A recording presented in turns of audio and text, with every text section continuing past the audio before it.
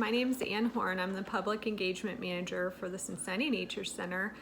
And if you're like me, you've been stuck at home a bit, thinking about your yard and thinking about growing plants, hopefully, and all the kinds of things you might, be able to do during this challenging time.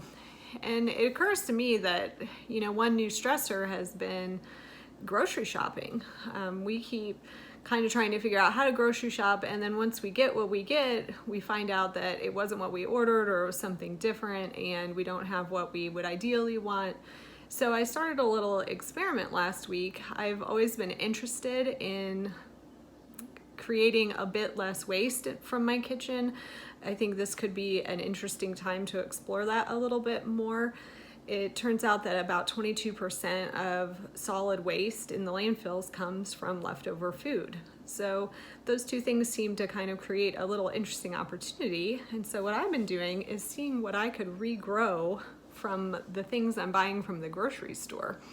So for example, this is some lettuce heads that you can see, these were just the bottoms that I plunked down once they were cut off and used. And I cut them really low, and they're all starting to grow again. All of that dark green is new growth. And of course, this isn't gonna make me a salad, but frankly, when I have a sandwich, this will probably be enough in about a week to be able to have a piece of lettuce on my sandwich. I've also been experimenting with green onions. These guys I got at the grocery store a week ago, and I cut them off, and you can see I just put them in a little bit of water at the bottom for the roots, and I cut them off here so we could see how much they grew in a week.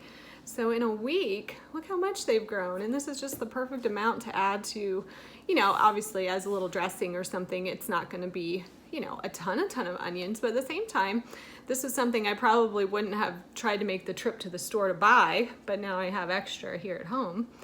And then I'm getting even more wild. This I found in my compost. I'm kind of a bad composter. This is an avocado seed. I put all kinds of things in my compost that they say you probably shouldn't, except for animal waste and animal fats. But I found this nut in my compost, and I decided it had started growing a root at the bottom, if you can see that.